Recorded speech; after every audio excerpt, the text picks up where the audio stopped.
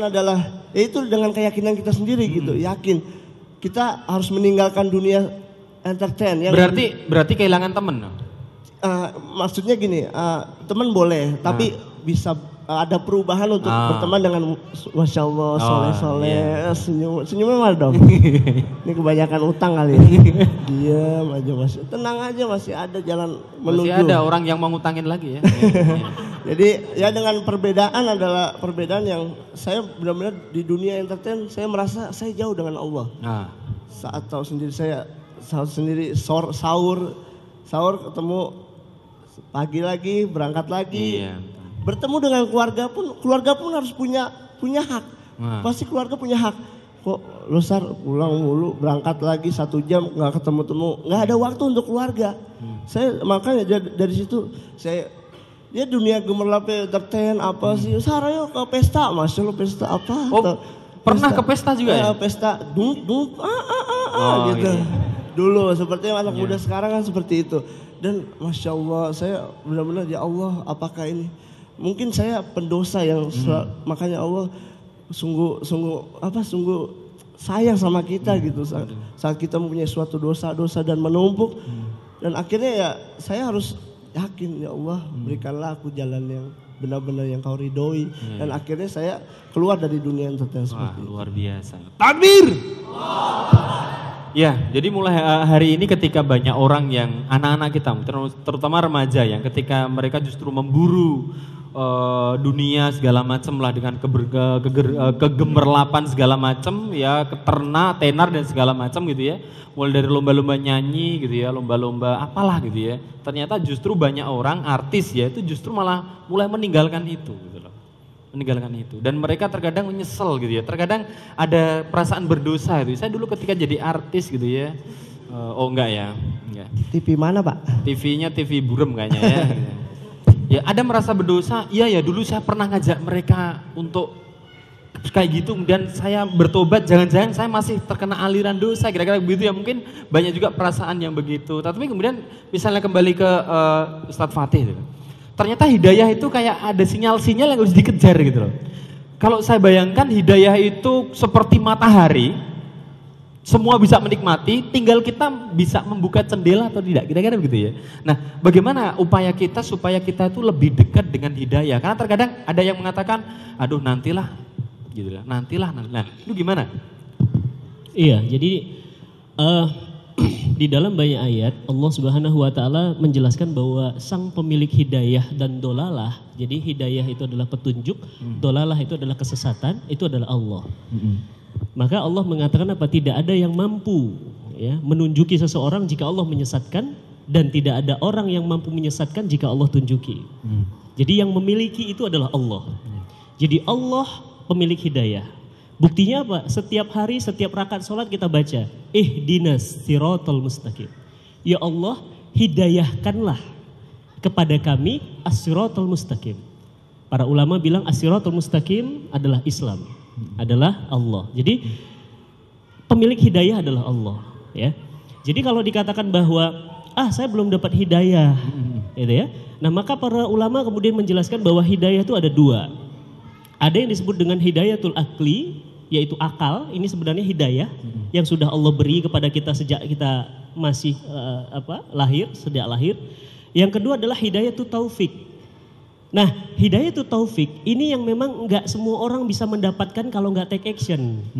Gitu, ya. Nah, meskipun kemudian paman baginda sallallahu alaihi wasallam ya, Abu Thalib perjuangan membela Rasulnya luar biasa. Sayang sama Rasulnya luar biasa. Tidak ada yang berani mencolek Rasul, kasarnya begitu, apalagi mukul sejak pamannya masih ada. Tapi, nah itu, apa kata Rasulullah Sallallahu Alaihi Wasallam dalam sebuah hadisnya dikatakan apa? La tadkhulul jannah, tidak akan masuk surga orang yang dalam hatinya ada sebiji zarroh kesombongan. Maka kemudian para sahabat bertanya, ya Rasulullah, bajuku bagus, sandalku bagus, apakah berarti itu sombong ya Rasulullah? Lantas Rasul kita tersenyum dan mengatakan, lah bukan, sombong itu bukan itu. Sombong itu adalah menolak kebenaran dan meremehkan manusia. Artinya apa? sombong, menolak kebenaran, meremehkan manusia. Pengajian ustadznya masih muda, sesar kok didengar gitu ya. Paling juga. Nah, gitu, ya. Gitu. Itu sombong. Sombong itu kata Rasulullah, la tadkhulul jannah, tidak akan masuk surga. Kenapa? Karena kesombongan itu bisa memutus kemudian jalur hidayah yang Allah sebenarnya mudah berikan. Itulah kenapa ketika kemudian pamannya Rasulullah, nggak usah paman Rasulullah lah, ini bapaknya Ustadz Felix Xiao itu masih hidup. Ya, setahu saya beliau ini sudah 4 kali umroh. Nggak pernah nangis sampai istilahnya kalau kita tuh ketawa guling-guling, ini nangis guling-guling itu doa salah satunya adalah ayah dan ibunya. Masih Katolik. Bapaknya support dakwah, mobil, mau mobil apa? Kasih, rumah kasih, semua kasih. Tapi Pak, aku nggak minta itu semua, minta satu aja, syahadat. Apa kata bapaknya? Shh, jangan ngomong itu. Gue lebih tahu dari lu, sombong. Sombong itu kemudian bisa menyebabkan jauhnya hidayah. Maka oleh karena itu hati-hati dengan sifat sombong. Sombong ini kan sifatnya iblis. Ya, gua terbuat dari cahaya, lah ini anak baru kemarin dari tanah, gua tunduk sama dia, gimana ceritanya? Nah, sombong. Ya, jadi oleh karena itu kesombongan ini harus hati-hati. Kenapa? Dia bisa menjadi penghalang hidayah datang. Contoh hari ini misalnya, siapa ustadznya? Fatih Karim, masih muda, nggak ada jenggotnya lagi gitu ya. Nah, ini juga udah pakai Firdaus dicolek, nggak tumbuhnya di sini. Emang saya nggak bakat, kalau beliau memang ada bakatnya gitu ya. Kalau saya punya juga saya akan panjangkan. Ya. Teguh Wisnu, ya, Bang Inu, itu memang bagus karena memang ada bakatnya. Jadi beliau pun juga begitu, beliau berubah kemudian ngaji intensif, berubah total, sudah.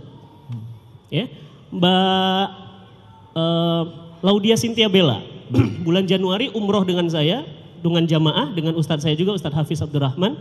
Begitu umroh, dari mulai kakinya menginjakkan Mekah sampai pulang nangis terus. Begitu beliau minta, saking pinginnya minta berhijab, sampai doa minta jodoh lupa. Jadi mohon maaf, beliau lupa ya. Beliau lupa, jadi jangan berharap karena udah lupa ya. Jadi tahu aja Mbak Laudia Cynthia Bella, bajunya sebelum berhijab, Masya Allah, na'udzubillah min zalik, mengerikan sekali, pergaulannya mengerikan sekali. Terakhir, ketika kemudian dia cerita di WhatsApp saya juga, dia bilang apa? Ustadz, mohon dikontrol ya petnya saya kalau ada yang salah. Kenapa? Tadi saya baru foto baju-baju yang dia pakai masa lalunya, dia buang. Dia bilang apa? Baju-baju ini sama sekali nggak akan pernah saya pakai lagi sampai kapanpun. Itu apa? Kelembutan hati. Itu apa? Nggak sombong. Itu apa? Mau mendekati, mau menjalani as-sirat al-mustaqim. Ya. Nah, oleh karena itu kalau kemudian dikatakan bahwa hidayah minallah, betul, hidayah itu memang milik Allah. Tapi ingat, apa kata Allah di Quran surat Asy-Syams? Allah katakan apa?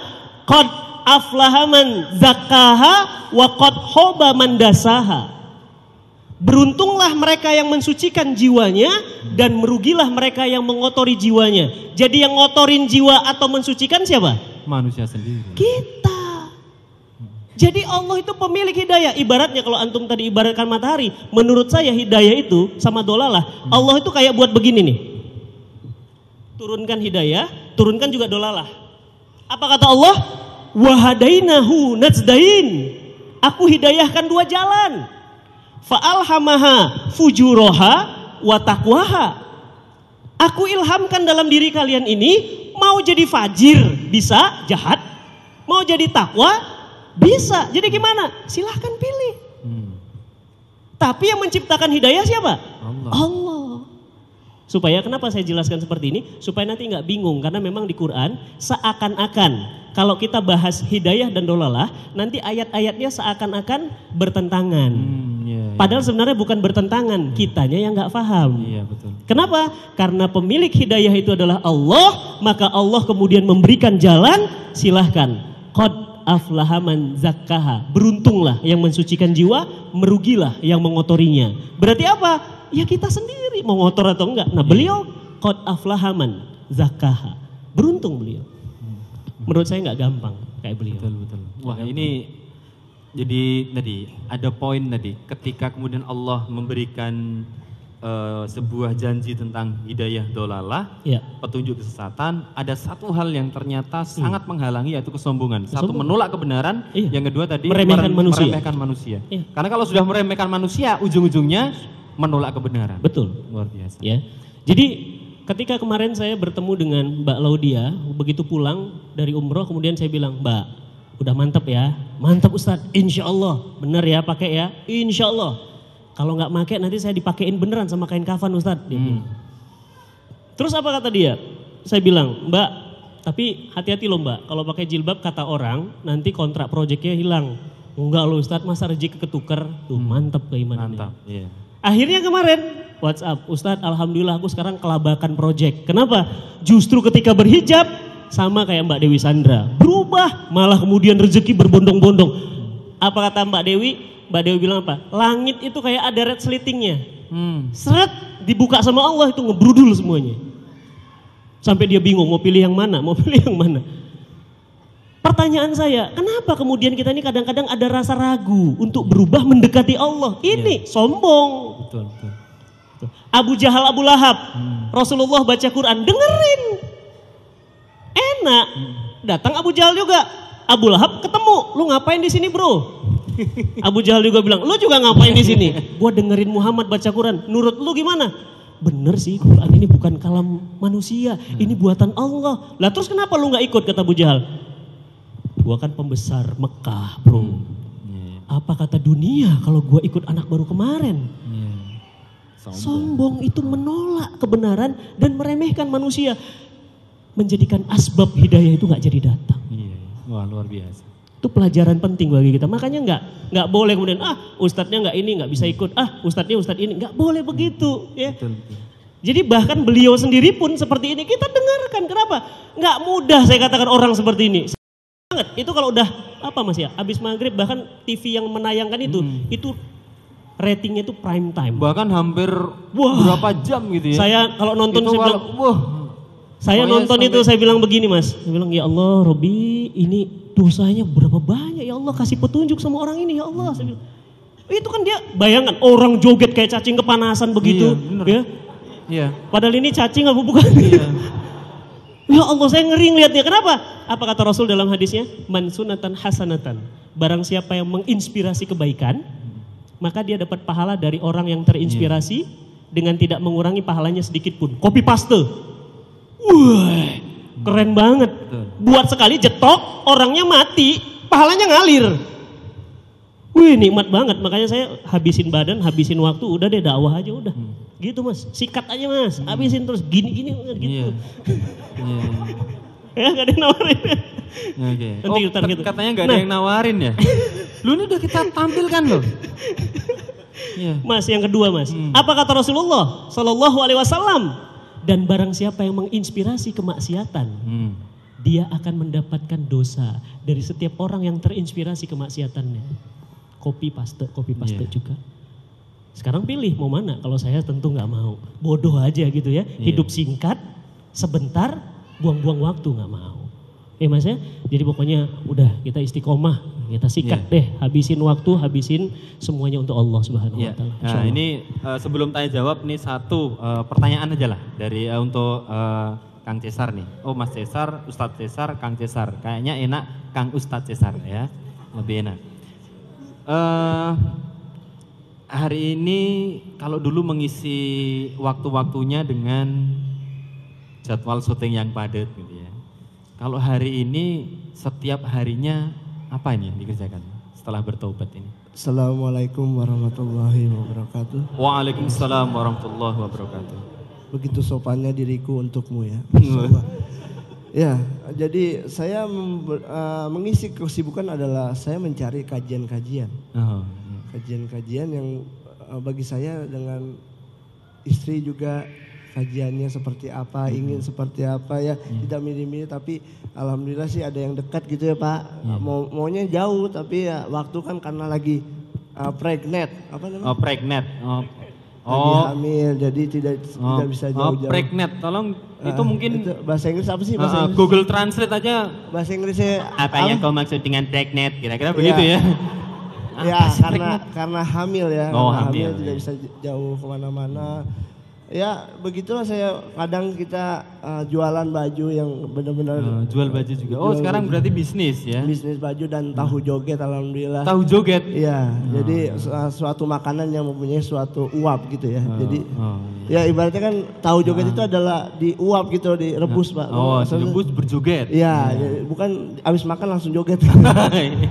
Nah, alhamdulillah ya dengan kesibukan saya berdagang kan Nabi mengajarkan kalau kita harus berniaga sebenarnya itu lebih nikmat kayak kita dari online alhamdulillah banyak subhanallah banyak yang suka dengan yang bajunya itu dan tahu jogetnya mau di franchise-in ada juga. Wah luar biasa. Alhamdulillah semua pintu rezeki pasti ada Masya Allah. Jangan ibaratnya marilah kita untuk mengejar akhirat jangan takut pasti dunia akan ngikut itu subhanallah. Luar biasa. Masya Allah. Sebuah susunan kata-kata yang menimbulkan imajinasi yang begitu spekulatif gitu loh. Ya. Boleh saya sampaikan lagi nih? Nah, boleh. Sesuatu dari istri saya. Nah, boleh. Insya Allah mudah-mudahan bermanfaat. Oh bisa handphonean juga ya? Iya enggak, ini contekan masalahnya. Ya, jadi saya ingin menyampaikan salah satu ayat Al-Quran yang berbunyi Allah memberikan hidayah kepada siapa yang dihendakinya kepada jalan yang lurus. Itu ada di surat Al-Baqarah 213. Jadi itulah hidayah harus benar-benar pasti Allah ngasih. Bagaimana untuk kita mengejarnya seperti itu. Masya Allah. Luar biasa.